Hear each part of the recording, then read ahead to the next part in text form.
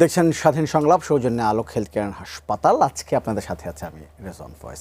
আজকে আমাদের আলোচনার বিষয় মন্ত্রী পরিষদে পরিবর্তনের হাওয়া। আপনারা সবাই জানেন যে এরই মধ্যে সরকার 6 মাস আর 80 দিন পরই মন্ত্রী পরিষদের পরিবর্তন হলো। 3জন নতুন মন্ত্রী এলেন, একজন প্রতিমন্ত্রী মন্ত্রী হয়েছেন, 2জন প্রতিমন্ত্রীর দায়িত্ব পেয়েছেন এবং একজন মন্ত্রীর মন্ত্রণালয় পরিবর্তন হয়েছে এবং একজন মন্ত্রী পরিষদ থেকে চলে গেছেন, তিনি প্রধানমন্ত্রীর রাজনৈতিক উপদেষ্টা হিসেবে দায়িত্ব নিয়েছেন। বেশ বড় একটা পরিবর্তন হয়েছে। এটি নিয়ে বেশ আলোচনা হচ্ছে যে এটিকে আসলে এটি কতটা সরকারের যে কাজের মূল্যায়ন, না সরকার নতুন করে 6 মাস পরেই কেন মন্ত্রী পরিষদটা পরিবর্তন করতে হলো। আবার কথা আছে যে হয়তো সামনের দিকে আরও কিছু পরিবর্তন আসতে পারে। কেন এই পরিবর্তন হঠাৎ করে প্রয়োজন হলো, এটি দিয়ে লাভ কী হবে, ক্ষতি কী হলো, এই বিষয় নিয়ে কথা বলবো। সেই সঙ্গে নিশ্চয়ই আজকের বা এই সময়কে রাজনৈতিক যে পরিস্থিতি বা বিষয়গুলো আছে সেগুলো নিয়ে আমরা আলোচনা করবো। 2জন আলোচক আছেন, পরিচিত হয়ে নেই। আমার সঙ্গে আছেন জাতীয় পার্টির মহাসচিব শামীম হায়দার পাটোয়ারি এবং আছেন সাংবাদিক আকবর হোসেন। 2জনকেই স্বাগত আমাদের অনুষ্ঠানে। আলোচনা যাব। আমি একটু শামীম হায়দার পাটোয়ারি আপনাকে দিয়ে শুরু করতে চাই। 6 মাসেই মন্ত্রিসভায় পরিবর্তন এলো, আপনি এটা কী মনে হচ্ছে? এটা কি আচ্ছা নিয়মিত মূল্যায়ন কি নাকি মানে মন্ত্রিসভার পারফরমেন্স বা মন্ত্রীদের পারফরমেন্স একটা অসন্তোষের বহিঃপ্রকাশ হচ্ছে? না, যে মন্ত্রণালয়গুলো পরিবর্তন হয়েছে বা সংযোজিত হয়েছে সেখানে তো আসলে পারফরমেন্সের ব্যত্যয় ঘটনার মতো কোনো তথ্য আমরা দেখিনি। তথ্য যেমন পরিবর্তন হলো, তথ্য মন্ত্রী হয়ে গেলেন তথ্য উপদেষ্টা, তো তথ্য মন্ত্রণালয়ের মন্ত্রীর বিরুদ্ধে আমরা কোথাও কোনো রিপোর্টিং বা তার কোনো ফাউল টক বা তার কোনো লুজ টক আমরা দেখিনি। তার বা পারফরমেন্স দেখানোরই বা কী আছে এখানে? আমি যেটা অনুভব করছি, হয়তো বা সরকার নতুনভাবে দেশ চালানোর চিন্তা করছে, সেটা একটা হার্ডলাইন অ্যাপ্রোচ হতে পারে। সেই হার্ডলাইন অ্যাপ্রোচের জন্য তারা মন্ত্রিসভাটাকে নিজের মতো করে নিচ্ছে আস্তে আস্তে। সবচেয়ে হচ্ছে পররাষ্ট্র মন্ত্রণালয়, 3জন মন্ত্রী এক মন্ত্রণালয়ে, এটা একটা মানে খুব কনফিউজিং একটা বিষয় হয়ে দাঁড়িয়েছে। 3জন মন্ত্রী কেন? যিনি অ্যাডভাইজার ছিলেন তাকে মন্ত্রী হতে হলো কেন? এটা আমরা বুঝলাম না। আবার আগে যিনি পররাষ্ট্র মন্ত্রণালয়ে অ্যাডভাইজার ছিলেন, পররাষ্ট্র ছিলেন না তখন, তো খলিল সাহেবও অ্যাডভাইজার ছিলেন, বাট পররাষ্ট্র ছিলেন না, তিনি এখন মন্ত্রী। এক মন্ত্রণালয়ে 3জনকে নেওয়া হয়েছে। আমার কাছে মনে হচ্ছে সরকারের মধ্যে আভ্যন্তরীণ কিছু দোলাচল আছে, আভ্যন্তরীণ কিছু দোদুল্যমানতা আছে, আভ্যন্তরীণ কিছু দৃষ্টিভঙ্গিগত পার্থক্য আছে এবং তারা ঠিক পলিটিক্সটা কি করবে, ফরেন পলিসিটা কি হবে, দেশটা কিভাবে চলবে, এই বিষয়ে এখনও সঠিকভাবে সিদ্ধান্ত নিতে পারেনি। সেটার কারণে সেটার ইম্প্যাক্ট ক্যাবিনেট ফর্মুলেশন, রিফর্মুলেশন, রিঅর্গানাইজেশনে পড়ে যাচ্ছে। এটা কোনো বড় বিষয় না। ওয়েস্টমিনিস্টার ফর্ম অফ গভর্নমেন্টে ক্যাবিনেট যে কোনো সময়, প্রাইম মিনিস্টার যে কোনো সময় চেঞ্জ করতে পারেন। এরশাদ স্যারকে বলা হতো যে তার সম্পর্কে একটা অভিযোগ ছিল, যে তিনি ফ্রিকেল ছিলেন, অভিযোগ তার ডিসিশন চেঞ্জ করতেন। সিএমএলএ মানে অনেক সময় বলা হতো ক্যান্সেল মাই লাস্ট অর্ডার, এবং তার সময় মন্ত্রীরা ঘুম থেকে উঠে প্রথমে মানে তাকাতো ফ্ল্যাগের দিকে, ফ্ল্যাগ উঠছে কি না, ফ্ল্যাগ উঠছে মানে উনি এখন মন্ত্রী আছেন। অর্থাৎ দুর্নীতির অভিযোগ আসা মাত্রই উনি মন্ত্রীদেরকে সরিয়ে দিতেন। একটা মন্ত্রীদের মধ্যে তটস্থ ভয় থাকতো। এখন বাংলাদেশে যে ক্যাবিনেট আছে অ্যাট দ্য মোমেন্ট, সেটাকে খারাপ বলার উপায় নেই, ভালো বলার উপায় নেই। জ্বালানি সংকট তীব্র, অ্যাজ এ হোল ক্যাবিনেটের দায় এড়াতে পারে না। তারা ডিশোল্ডারিং করছে, আওয়ামী লীগ আমলের কথা বলছে, ইউনিট সরকারের কথা বলছে, বাট 6 মাস ক্ষমতায় থাকার পরে 6 মাস পরের সমস্যাটা তো আপনাকে প্রিএম্প্ট করতে হবে, এবং প্রিএম্প্ট করে সরকার কী স্টেপ নিয়েছে? খুব বেশি কোনো স্টেপ কিন্তু এখনও নিতে পারে নাই। এবং কর প্রচুর বাড়ানো হয়েছে, কিন্তু সেবা নাই, আপনার কর্মসংস্থান নাই, এবং রেমিটেন্স একমাত্র ভালো আসছে। এই রেমিটেন্স ছাড়া বাংলাদেশে এখন কোনো আমি সঠিক সুবাতাস একটাও দেখতে পাচ্ছি না। তো সেটার ক্ষেত্রে সরকার অ্যাজ এ হোল আমি বলবো এখন পর্যন্ত সফল, এটা বলার কোনো সুযোগ নাই। তো সরকার যদি অ্যাজ এ হোল সফল না হয়, ইন্ডিভিজুয়াল মন্ত্রীদের অ্যাসেসমেন্ট করার কি আছে? তাদেরকে সময় দিতে হবে ব্যাপারটা। আকবর হোসেন, আপনার কাছে মানে একই প্রশ্ন করবো আসলে, 6 মাসে পরিবর্তন, এটা মানে সরকারের ঘুরে দাঁড়ানোর কোনো সংকেত, নাকি ওই যেটা বল 6 মাসে কোনো মন্ত্রী ব্যর্থতার একটা স্বীকারোক্তি? না, আমার মনে হয় যে যে পরিবর্তনটা এসেছে এটা হয়তো একটা সিগন্যাল যে সামনের দিনগুলোতে হয়তো আরও পরিবর্তন হতে পারে, কাউকে কাউকে সরিয়ে দিয়ে পরিবর্তন করে ওরকম একটা ধারণা দিতে চেয়েছেন। But question is what's the purpose of doing that, মানে এটার মাধ্যমে আমরা কি পাচ্ছি? যেমন শামীম হায়দার পাটোয়ারি যেটা বললেন যে ফরেন মিনিস্ট্রিতে 2জন প্রতিমন্ত্রী, তো এটা একটু আসলে খটকা লাগার মতো যে 2জন প্রতিমন্ত্রী কেন? আমরা জানি যে হ্যাঁ, পৃথিবীর অনেক দেশেই পররাষ্ট্র মন্ত্রণালয়ে মন্ত্রী, প্রতিমন্ত্রী, উপমন্ত্রী, অ্যাসিস্ট্যান্ট এরকম থাকে, মানে এটা থাকে, এটা একেবারে। কিন্তু সেম ক্যাটাগরিতে মানে ঠিক স্টেট মিনিস্টার দুজন, এটার উদাহরণ আপনি খুব বেশি পাবেন না। এখন সরকার হয়তো আমার কাছে যেটা মনে হচ্ছে যে শামা ওবায়দ যেহেতু আগে থেকে পররাষ্ট্রমন্ত্রী প্রতিমন্ত্রী আছেন, উনি বিএনপির আন্তর্জাতিক বিষয়ক মানে কমিটিতেও তিনি ছিলেন, এবং বিএনপি যখন ক্ষমতায় ছিল না উনি বিভিন্ন ডিপ্লোম্যাটিক মিটিংগুলোতে তিনি যেতেন। সো ওনার একটা ওই জায়গাটাতে ওনার একটা অবস্থান ছিল। এখন শামা ওবায়দকে সেখান থেকে সরানো যাচ্ছে না বা সরাবে না, বা সরালে সেটা নিয়ে প্রশ্ন উঠতে পারে।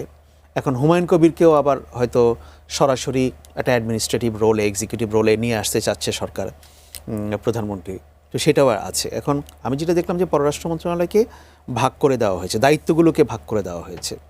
সো দায়িত্বগুলো যদি ভাগ করে দেওয়া হয় এবং যারা যদি ইফেক্টিভলি দায়িত্ব পালন করতে পারে, আমরা তো অবজার্ভ করতে পারি কয়েক মাস যে এটা কেমন যায়, মানে তারা আসলে এই যে দায়িত্ব বন্টনের বিষয়টা কতটা ইফেক্টিভলি ডিল করতে পারেন। আর দুজন মন্ত্রীকে, প্রতিমন্ত্রীকে এখানে দেওয়া হয়েছে। আপনারা জানেন যে পররাষ্ট্রমন্ত্রী খলিলুর রহমান, তিনি যেহেতু ইউএনজি এর প্রেসিডেন্ট নির্বাচিত হয়েছেন, ওনাকে ওখানে একটা সময় ব্যয় করতে হবে, কারণ যেহেতু উনি কমিটমেন্ট করেছেন যে উনি ফুল টাইম প্রেসিডেন্ট হিসেবে থাকবেন। কিন্তু আমার কথা হচ্ছে যে যদি উনি ফুল টাইম প্রেসিডেন্ট হিসেবে সেখানে থাকেন, তো উনি পররাষ্ট্রমন্ত্রীর পদ ছেড়ে দিলেই পারতেন, তাই না? উনি তো একেবারে যে অপরিহার্য, বা আমি জানি না সরকার কেন সেটা করছে, হয়তো সরকার ভাবছে তিনি অপরিহার্য, সেটা হতে পারে। আর ওভারঅল আমার কাছে মনে হয় যে পরিবর্তন যেগুলো হয়েছে, বাংলাদেশের মন্ত্রিসভার আকার কিন্তু অনেক বড়। আপনি দেখেন যে পৃথিবীতে, আমি এখন জাস্ট গত দুদিনে একটু চ্যাট জিপিটি, গুগল সার্চ করে দেখলাম যে কোন দেশের মন্ত্রিসভার আকার অনেক বড় সেন্ট্রাল গভর্নমেন্টের, এর মধ্যে বাংলাদেশ কিন্তু একদম প্রথম দিকে।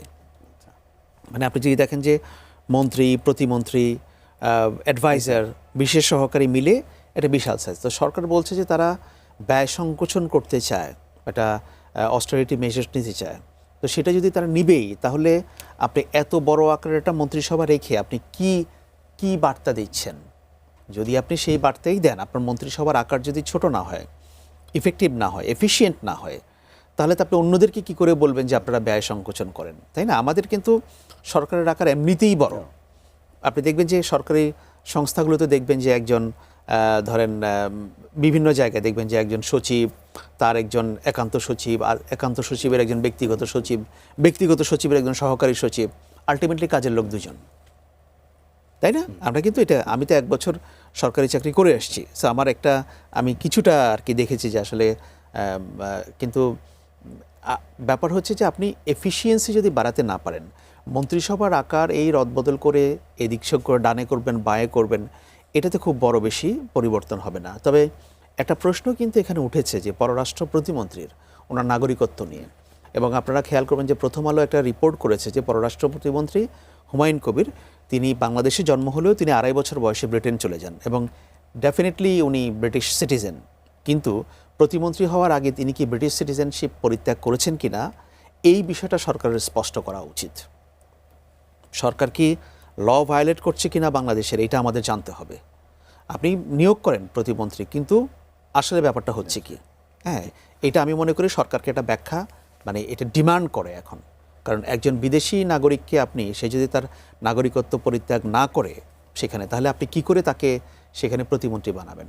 তো আবার দেখেন, যেটা বলছিলাম যে অনেক মন্ত্রী সভায়, মানে অনেক মন্ত্রণালয় আছে যেখানে মন্ত্রী, প্রতিমন্ত্রী এবং উপদেষ্টা, এটা 3টা লেয়ার হয়ে গেছে।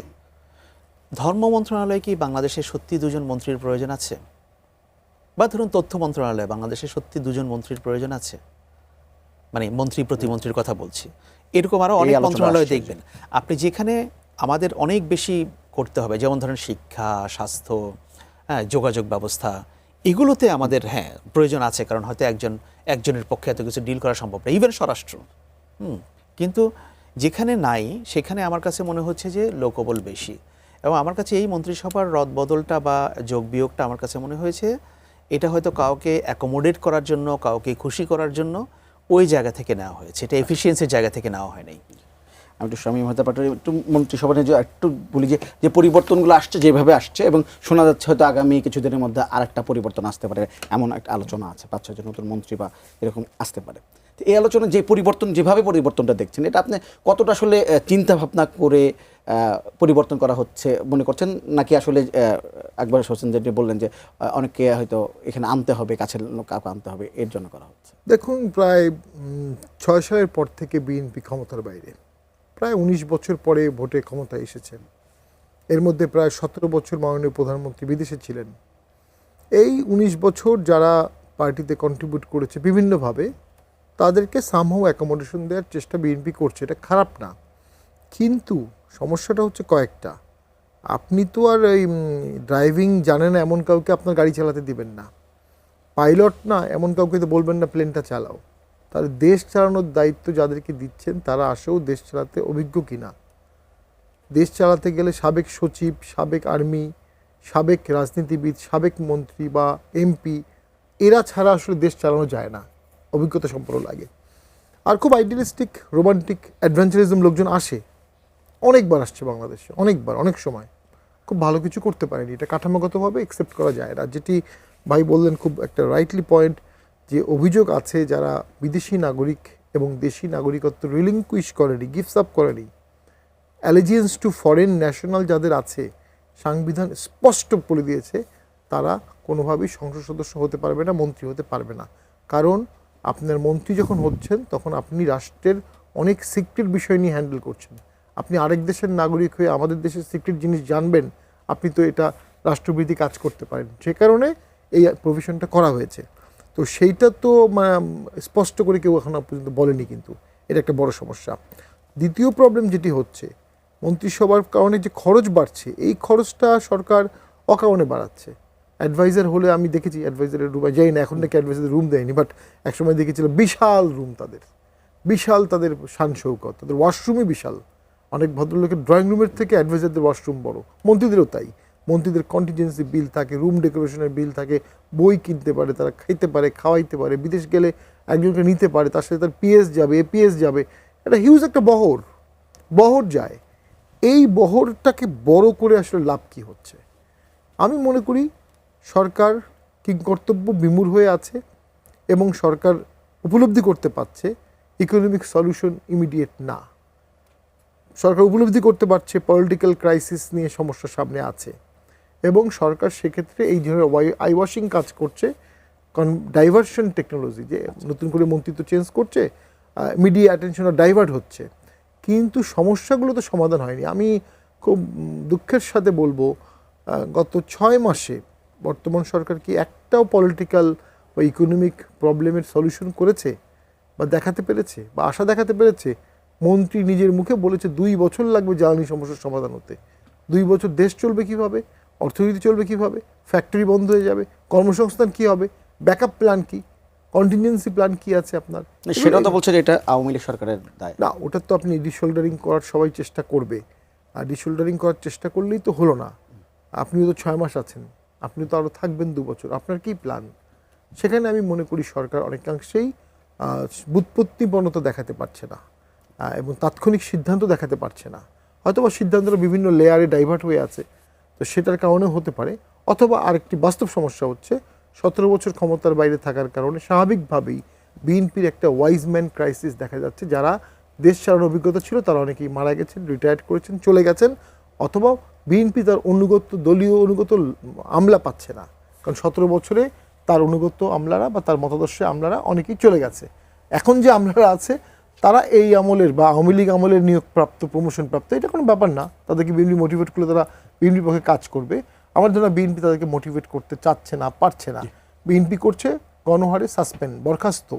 আমি এক টকশোতে বলেছিলাম বর্তমান সরকার হয়ে যাচ্ছে গণপ্রজাতন্ত্রী বরখাস্ত সরকার, প্রতিদিন বরখাস্ত করছে সিনিয়র অফিসারদের, যে অফিসারের রিপ্লেসমেন্ট আপনি চাইলেই করতে পারবেন না। কিছু যুক্ত করবেন কিনা? হ্যাঁ, আমার কাছে দেখুন যেটা মনে হয় যে এই মন্ত্রী পরিষদে যারা আছে তাদের অনেকেরই কোনো হোমওয়ার্ক নেই। মানে ধরুন আপনি একটা দায়িত্বে, আপনি পলিটিক্স করছেন, আপনি জানেন যে হয়তো আপনার দল ক্ষমতায় আসবে। আমরা তো বুঝতেই পারছিলাম যে ইন্টারিম গভর্নমেন্ট যখন ছিল, একটা ইলেকশন হলে এটা ইস বিএনপি স্টার্ট, তাই না? এখানে কিন্তু আর কোনো দ্বিধা ছিল না, মানে বিএনপি জনগণের ভোটেই ক্ষমতায় আসবে।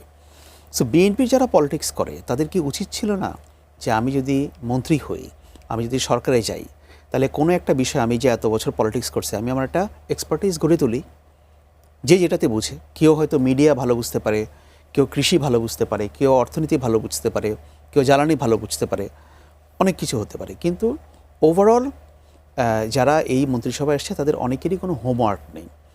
তারা অনেকে মন্ত্রী হয়েছেন, এখন তারা ঠিক বুঝতে পারছেন না যে তারা কোন ওয়েতে আগাবেন, কিভাবে আগাবেন। একটা যদি হোমওয়ার্ক থাকতো, সমস্যাগুলো যদি চিহ্নিত করা থাকতো, তাহলে এগুলো সলিউশনগুলোকেও তারা বের করতে পারতেন। আমি একটা উদাহরণ দিই, নাম বলবো না। কয়েকদিন আগে একটা বিদেশি প্রতিনিধি দলের সঙ্গে একজন মন্ত্রীর বা প্রতিমন্ত্রীর একটা বৈঠক হয়েছিল, এবং সেই প্রতিনিধি দল তারা বৈঠকের পরে এত হতাশ হয়েছিল, মানে আমি সে খবরটা পেয়েছি, আমাকে যে কোনোভাবেই হোক কনভে করেছে যে, এবং তারা খুব অবাক হয়েছে যে একজন মন্ত্রী বা প্রতিমন্ত্রী তার কোনো হোমওয়ার্ক নেই। তিনি একটা মিটিংয়ে এসছেন, তিনি কোনো তথ্য নিয়ে আসেন নাই, কোনো পরিসংখ্যান নিয়ে আসেন নাই, তিনি কোনো ভিশন নিয়ে আসেন নাই, তিনি কি করতে চান এটা জানেন না। তো এই হচ্ছে অবস্থা। এখন মোদ্দা কথা হচ্ছে যে গভর্নমেন্ট চালাতে হলে দুটো জিনিস লাগবে। এক, আপনার হোমওয়ার্ক লাগবে, দ্বিতীয় কথা হচ্ছে আপনার একটা ডিসাইসিভ রোল আপনাকে প্লে করতে হবে, ডিসিশন নেওয়ার ক্ষমতা, এবং সমস্যাগুলোকে চিহ্নিত করে এগুলোকে কিভাবে দ্রুত আমি সমাধানের দিকে যেতে পারি সেদিকে যেতে হবে। আমি স্বীকার করি যে হ্যাঁ, গভর্নমেন্টের 2 বছর লাগতে পারে, অবশ্যই 2 বছর লাগতে পারে সমস্যার সমাধান করার জন্য জ্বালানি ক্ষেত্রের। কিন্তু প্রশ্ন হচ্ছে, আপনারা 2 বছর লাগবে এই কথা এখন বলছেন কেন? এটা আপনারা যখন ক্ষমতা নিয়েছেন তখন বলতেন যে আমরা এই যে লোক শুরু করবো আজকে থেকে, আমরা এই পেয়েছি, 15 দিনের মধ্যে যদি বলতেন আমরা সামনে এই ক্রাইসিস আসছে, হ্যাঁ আমাদের এটা সমাধান করতে সময় লাগবে, আপনাদের। কিন্তু এখন এসে যখন সংকট হলো তখন আপনারা বুঝতে পারলেন যে আমার 2 বছর লাগবে, 3 বছর লাগবে। আরেকটা উদাহরণ দিয়ে শেষ করি, যে হোমওয়ার্ক নাই। দেখুন, এই যে বর্তমান সরকারের যে বিদ্যুৎ এবং জ্বালানি মন্ত্রী, আমি ওনাকে খুবই পছন্দ করি। উনি এক্সপেরিয়েন্স পলিটিশিয়ান, বাংলাদেশের রাজনীতি সম্পর্কে ওনার অনেক অভিজ্ঞতা আছে, প্র্যাকটিক্যালি উনি ওনার এলাকায় খুব জনপ্রিয়।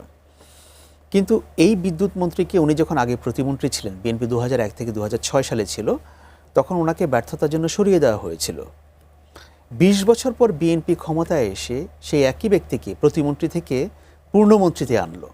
আমার প্রশ্ন হলো, বিএনপির মতো একটা বিশাল দল, তারা কি পারলো না এই বিদ্যুৎ সেক্টরে, জ্বালানি সেক্টরে একজন মানুষ তৈরি করতে, যে ব্যক্তির প্রুভেন ফেলিয়ার রেকর্ড আছে, তাকেই আবার পূর্ণমন্ত্রীর মর্যাদা দিয়ে তাকে আনতে হলো? তাহলে এ থেকে বোঝা যায় যে হোমওয়ার্ক মনে হয় ছিল না। আচ্ছা, একজন দর্শক আছে, ফোনটা নিয়ে তারপর আসছে। হ্যালো। হ্যালো, আসসালামু আলাইকুম। ওয়ালাইকুম আসসালাম। আপনার নামটি বলে প্রশ্নটা করেন, আর টেলিভিশনের সাউন্ডটা বন্ধ করে দেন। আমি রাজশাহী থেকে ইয়ামুল হক বলছি। জি বলেন।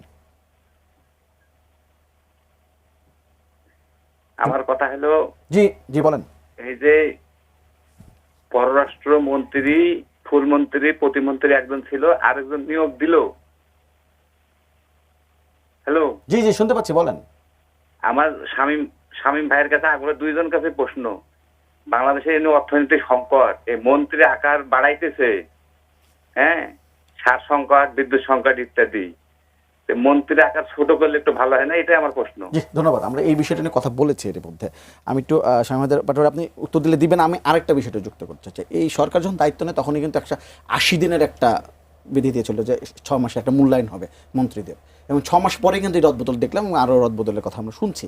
কিন্তু এই মন্ত্রীদের উপর এটা একটা বাড়তি চাপ কিনা, এবং এই চাপ নিয়ে কি মানে দায়িত্ব পালন করা কতটা কঠিন?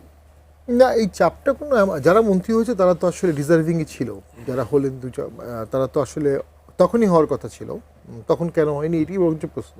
আমি মনে করি এটা কোনো বাড়তি চাপ অনুভব করি। চাপটা অর্থনৈতিক, চাপটা টাকার সংকট, চাপটা পলিটিক্যাল ক্রাইসিস, এবং চাপটা জনগণকে সুশাসন দিতে না পারার ব্যর্থতা, জনগণকে গ্যাস দিতে না পারার ব্যর্থতা, ট্রাফিক ম্যানেজমেন্ট, ডেভেলপমেন্ট, সব কিছু মিলিয়ে।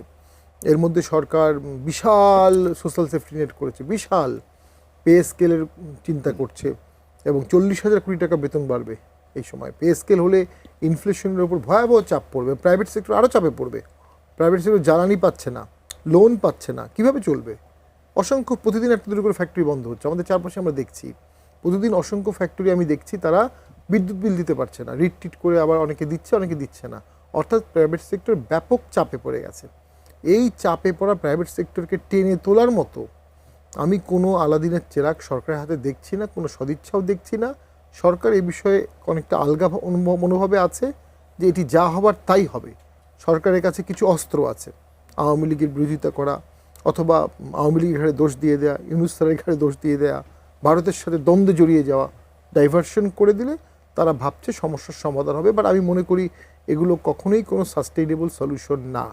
সরকারকে দীর্ঘমেয়াদী ইকোনমিক রিকনস্ট্রাকশনে যেতে হবে, কর্মসংস্থান সৃষ্টি করতে হবে, স্কিল বাড়াতে হবে, দক্ষতা বাড়াতে হবে, ফান্ড জোগাড় করতে হবে এবং ট্যাক্স নির্যাতন বন্ধ করতে হবে, দেশের ডাইভার্সিফিকেশন অফ এক্সপোর্ট করতে হবে। আমরা ডাস্ট ডিজিজে আবদ্ধ হয়ে গেছি, মানে আমাদের গার্মেন্টস নাই তো বাংলাদেশ নাই। তো সেখান থেকে তো সরকার উত্তরের চেষ্টা করতে হবে, যেহেতু একটা উজ্জীবিত সরকার, এত বড় একটা আন্দোলনের পরে, এতদিন পরে একটা তুলনামূলক ভালো ভোটের সরকার, সেই সুযোগটা সরকার কিন্তু কাজে লাগাতে পারছে না। কেন পারছে না? এর পিছনে একটা কারণ আছে। এই সরকার ভোটে আসার আগে সকলকে আশা জাগিয়ে দেখিয়ে আসছে, সবাই যে যা আশা প্রত্যাশা করেছে সরকার এটা দেখিয়েছে। ভোটের পরে বাজারে গিয়েও তাই করেছে, যে যা চেয়েছে তাই দিয়েছে, কিন্তু এটা বাস্তবায়নযোগ্য করতে পারছে না। বিপুল অঙ্কের মানুষ, আওয়ামী লীগের লোকও ভোট দিয়েছে। কালকে শামীম ওসমান একটা কথা বলেছে যে আমরা ভোট না দিলে 90টি আসনে বিএনপি হয়তো জয়লাভ করতো না, হয়তো বা এটা ওনার অ্যাসেসমেন্ট, কিন্তু আওয়ামী লীগের লোকজন ভোট দিয়েছে বিএনপিকে, এটা আমি দেখেছি। তো তারা একটা প্রত্যাশা করেছিল যে আওয়ামী লীগ রিভাইভ হবে। বিএনপি সেই 6 মাস হয়ে গেল সে বিষয়ে কোনো কার্যকলাপ করছে না। উপরন্তু যে অর্ডিন্যান্সের মাধ্যমে আন্ডারে এক্সিকিউটিভ অর্ডার দিয়ে আওয়ামী লীগকে ব্যান করা হয়েছিল, সেই অর্ডিন্যান্সটা বিএনপি র্যাটিফাই করে দিয়েছে।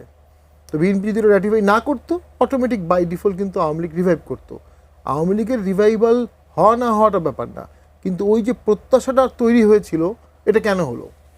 মানে আপনি আজকে 6 মাস পরে যে ভাষায় কথা বলছেন, আপনি যে তফসিল পিরিয়ডে এই ভাষায় কথা বলেননি। বিএনপি নেতৃবৃন্দ তফসিল পিরিয়ডে সহাবস্থানের কথা বলেছে, আওয়ামী লীগের পার্টি অফিস খুলে দিয়েছে, আওয়ামী লীগের লোকজন বিএনপির মিটিংয়ে গিয়েছে, কোলাকুলি করেছে, কিন্তু এখন কিন্তু আপনি সেই সহাবস্থানটা ভুলে গেলেন।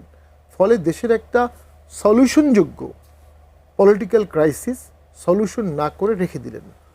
এই বিষয়তে একটা জাতীয় ঐক্য হতে পারতো, জাতীয় কনসেনসাস হতে পারতো, সকলে মিলে ডেকে একটা কোড অফ কন্ডাক্ট, একটা ফ্রেম, একটা টাইম ফ্রেম করে এটা সলিউশন করা উচিত ছিল।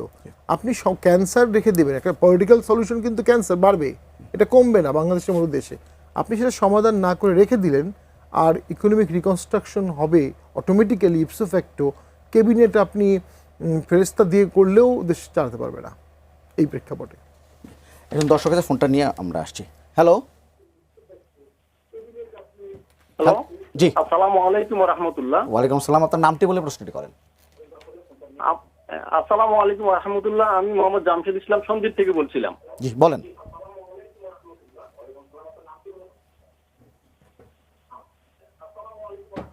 আপনার টেলিভিশন সাউন্ডটা বন্ধ করে দেন। যে আমার প্রশ্ন হলো বিজ্ঞ আলোচক প্যানেলের কাছে, একজন অভিজ্ঞ মন্ত্রী যিনি আগাম বলে দেন, একজন অভিজ্ঞ মন্ত্রী যদি বলে দেন যে আমাদের বিদ্যুৎ সংকট কাটাতে মিনিমাম 2 বছর সময় লাগবে, তো আমাদের দেশটা এমনি সিন্ডিকেট প্রবণিত দেশ, একটু সুযোগ পাইলে এরা কি সিন্ডিকেটের মাত্রাটা আরো বেড়ে যাবে। তো মন্ত্রীর মুখ থেকে যেখানে এই জাতীয় প্রশ্ন আসে, তাহলে তো সিন্ডিকেট যারা জড়িত তারা তো সমস্যাটা আরো কি প্রখর করার জন্য, এটা সুবিধা নেওয়ার জন্য নিশ্চয় চেষ্টা করবে। তাই আমি বিজ্ঞ প্যানেল আলোচকদের কাছে এই বিষয়টা। জি, একজন মন্ত্রী যখন বলছেন জ্বালানি সংকটে 2 বছর লাগবে কাটাতে, তখন আসলে জনমনে কী ধরনের প্রভাব পড়ে? না, অফকোর্স এটা একটা নেতিবাচক প্রভাব পড়ে। কারণ এটা দেখুন, এটা ঠিক আছে যে এই সরকার যখন শপথ নিল ঠিক তার 10 দিনের মাথায় ইরান ওয়ার শুরু হলো, এবং ইরানে মানে বিশ্ববাজারে জ্বালানি তেলের দাম খুব উচ্চ মূল্যে চলে গেল, এবং যখন যুদ্ধটা একটু কমবে মনে হচ্ছে, তখন যে হরমুজ প্রণালী যেদিক দিয়ে বাংলাদেশের বাংলাদেশ না মানে মোটামুটি বিশ্বের 70% পরিবহন হয় জাহাজের, তো এই জায়গাগুলোতে তো ক্রাইসিস এখনো রয়ে গেছে। এবং বাংলাদেশ তো আসলে heavily dependent on middle east, specially তেল গ্যাস সব কিছুর ক্ষেত্রে। এবং আপনি দেখেন যে বিগত আওয়ামী লীগ সরকারের সময় তৎকালীন মন্ত্রী নসরুল হামিদ, তিনি 2018 সালে বলেছিলেন বাংলাদেশে 12 বছরের 21 বছর, এই 2021 সালে বলেছিলেন বাংলাদেশে 12 বছরের গ্যাস মজুদ আছে, 12 বছর না 10 বছরের গ্যাস মজুদ আছে। এবং টোটাল সেক্টরটাকে মানে এই যে সিলিন্ডারের উপর নির্ভরশীল, এলএনজির উপর নির্ভরশীল করা হয়েছে। বাংলাদেশ গত 15-17 বছরে কোনো এক্সপ্লোরেশনে যায়নি, কোথাও যায়নি। আচ্ছা, এখন ওইটা বলার পর এখন আপনি যখন টোটাল সেক্টরটাকে, এনার্জিটাকে আপনি ইম্পোর্ট ডিপেন্ডেন্ট করে ফেললেন, তাহলে আপনার এখন যা হওয়ার তাই হচ্ছে। এখন তো আপনি চাইলেই 1 বছর 2 বছরের মধ্যে গ্যাস এক্সপ্লোরেশনে যেতে পারবেন না, কারণ এখানে যদি অফশোর ড্রিলিংয়ে যান, এগুলো দরপত্র আহ্বান করা, এখানে কোম্পানিগুলোকে অ্যাওয়ার্ড করা, শেষ পর্যন্ত এগুলোকে মানে প্রুভেন রিজার্ভ এগুলোকে এক্সপ্লোর করা, মানে অনেক একটা লেংথি প্রসেস, এটা এত সহজ না। কিন্তু গত 16-17 বছর এটা করা হয়নি। ইনফ্যাক্ট তার আগে বিএনপি সরকারের সময়ও করা হয়নি। তো তার মানে বাংলাদেশের কোনো গ্যাস এক্সপ্লোরেশন নাই। তা আপনি কি এইভাবে একটা দেশকে, মানে যদিও অনেকে বলছেন, অনেকে যে বাংলাদেশে এটা সম্ভাবনা আছে, এখন সরকার যেটা হচ্ছে, সরকার চাইলেও এই সমস্যাকে দ্রুত সমাধান করতে পারবে না। কারণ আপনার বিশ্ববাজারে জ্বালানি তেলের দাম যেটা আছে এবং গ্যাসের যে সংকট, এটা মেটানো এত সহজ হবে না বাংলাদেশের জন্য।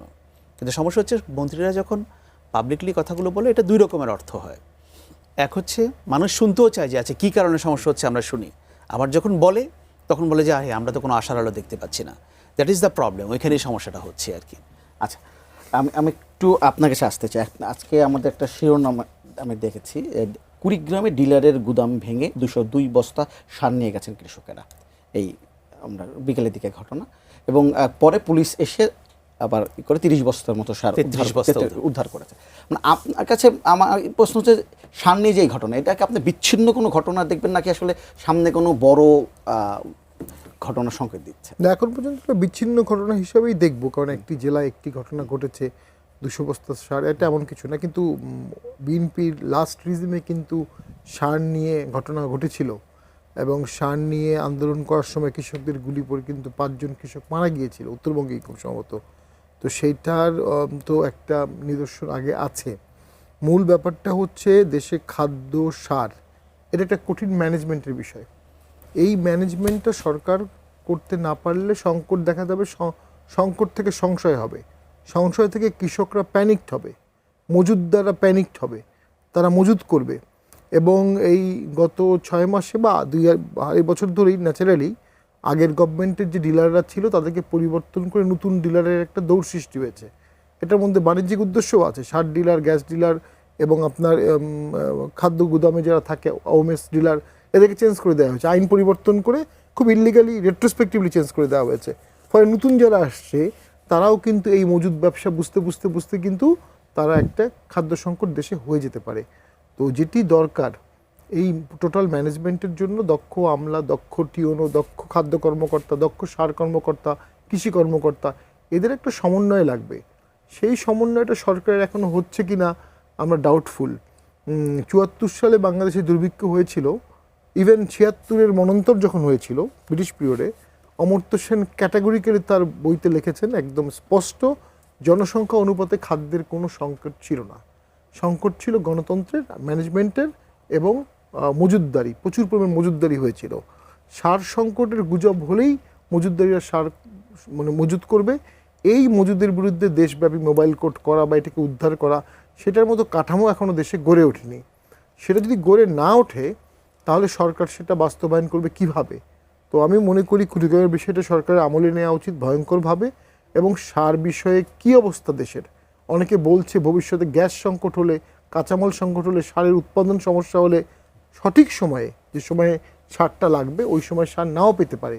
তো সেটা সরকারকে অবশ্যই সবাইকে আস্থা দিতে হবে যে এখানে সারের কোনো সংকট নাই। সরকার সে আস্থা না দিয়ে আমি মনে করি যেটি বলেছে বরং 2 বছর জ্বালানি সংকট, তো এটা তো কোনো সংকটের সমাধানের পথ হচ্ছে না। এটা তো জনগণকে একটা সমস্যা বিষয়ে সঠিক তথ্যটা দেওয়াটাই সরকারের কাজ কিনা, তৈরি করা, মাল্টিমেন্টালি তৈরি করা। অবশ্যই মানে একটা 2 বছর তো অনেক লম্বা সময়, আপনার 2 বছর লাগার তো কোনো যৌক্তিক কারণ আমরা দেখি না। 2 বছর যদি লেগে থাকে তাহলে আপনি আরও স্বল্প সময় কেন করতে পারবেন না? এর আগেও তো বাংলাদেশে অসংখ্যবার ক্রাইসিস হয়েছিল। বাংলাদেশ 2008-10 রিসেসে পড়েছিল, তার আগেও রিসেসে পড়েছিল, অনেকবার গ্লোবাল রিসেসে বাংলাদেশ পড়েছে, বাংলাদেশ ট্যাকেল করেছে। বাংলাদেশে সেই রেজিলেন্ট আছে, কিন্তু এই দেশের এক্সট্রিম রেজিলেন্ট পাওয়ার আছে পৃথিবীতে। সারা পৃথিবী একভাবে চলে, সারা পৃথিবীতে কোভিডে ভয়াবহ অবস্থা হয়ে গেছে, সেই তুলনায় বাংলাদেশে কিন্তু হয়নি। সারা পৃথিবী ইকোনমিক ডিপ্রেশনে পড়েছে, বাংলাদেশ পড়েনি। বাংলাদেশ কীভাবে ইকোনমিক ডিপ্রেশন ওভারকাম করলো, এটা একটা স্টাডি।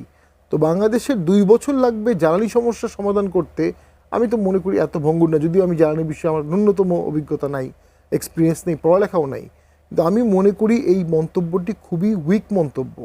ইংল্যান্ডে একজন মন্ত্রী একবার মুখ ফসকে বলে ফেলছিল ডিমের মধ্যে স্যালমোনিয়া থাকতে পারে, সবাই ডিম খাওয়া বন্ধ করে দিল, 3-4 দিন 5 দিন ধরে ডিমগুলো সব পচে গেল, ওই মন্ত্রীকে পদত্যাগ করতে হয়েছে পরে এই এক মন্তব্যের জন্য।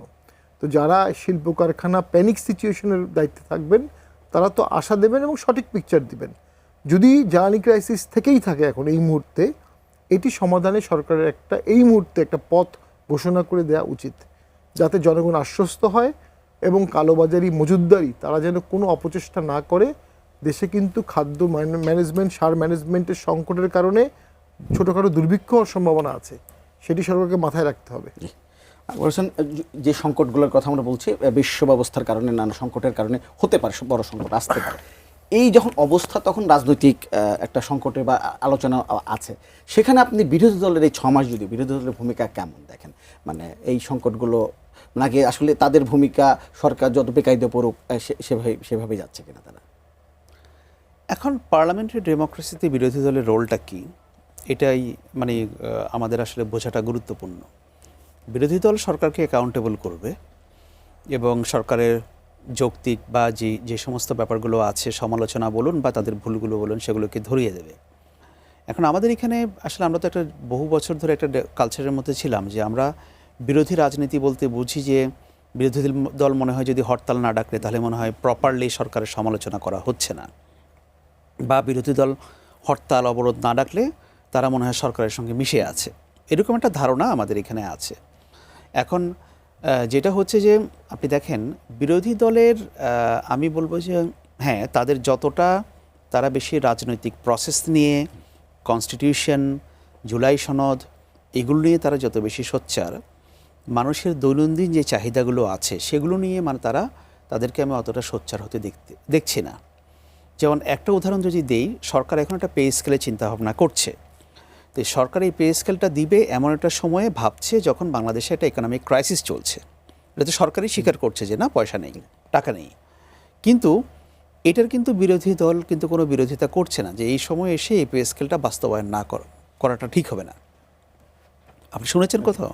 শুনেননি, কারণ তারাও চায় না যে সরকারি কর্মচারীরা বিষয়টাতে অসন্তুষ্ট হোক, হ্যাঁ, বা নাখোশ হোক। একইভাবে যে মানুষের দৈনন্দিন যে চাহিদার ব্যাপারগুলো, সেটা নিয়েও তাদের যে খুব বেশি মাথা ব্যথা আছে, আমি সেটা এখনও পর্যন্ত দেখতে পাচ্ছি না। যখন সার সংকটের যে ব্যাপারটা নিয়ে আমরা কথা বলছিলাম, এটা কিন্তু একটা ইমিনেন্ট ক্রাইসিস এবং এটা বেশ বড় আকারে হবে বলেই আমার মনে হচ্ছে। কারণ আজকে তো আপনি দেখলেন যে মাত্র সার নিয়ে গেল যে কুড়িগ্রামের ভুরুঙ্গামারিতে যে ঘটনা ঘটল, 2 বস্তা, ওই উপজেলায় সারের চাহিদা আসছে হচ্ছে 4000 বস্তা, এখন কিন্তু সরবরাহ হচ্ছে 1200 বস্তার। তাহলে আপনি বুঝতে পারেন যে ঘাটতি কতটা। এবং এই ঘাটতিগুলো কেন হচ্ছে? বাংলাদেশে এখন যে 7টা সার কারখানা আছে, সেই 7টি সার কারখানায় আমাদের উৎপাদন হচ্ছে 37 লাখ টন, অথচ আমাদের চাহিদা হচ্ছে 66 লাখ টন, অলমোস্ট ডাবল।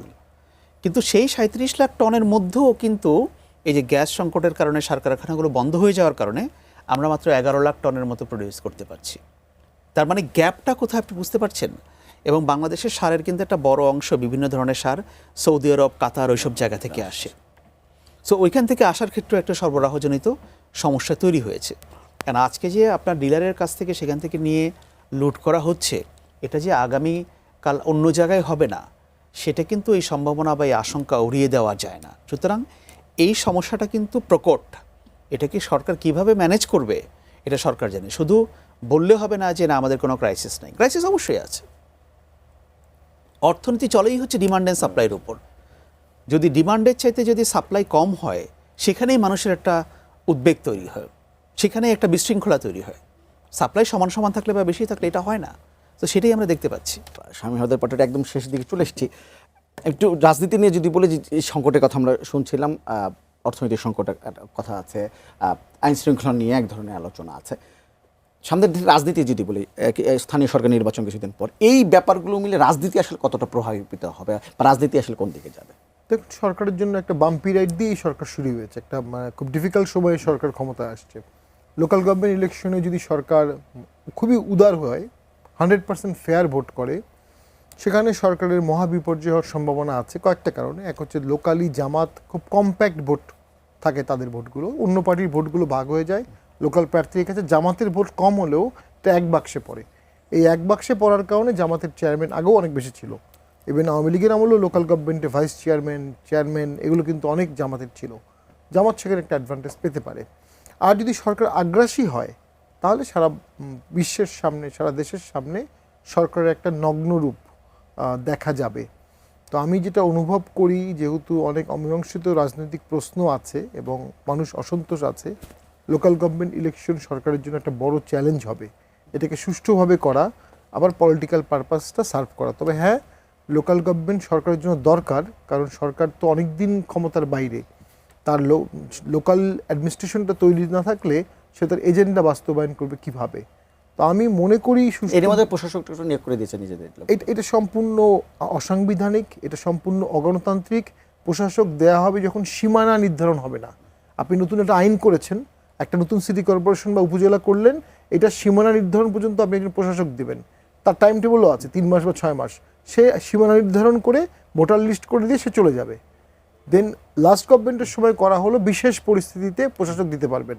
এই বিশেষ পরিস্থিতিকে ডিফাইন করা হয়নি, তখন ইলেক্টেড সবাইকে বাদ দিয়ে ন্যাচারালি সেই পট পরিবর্তনের কারণে দেওয়া হলো।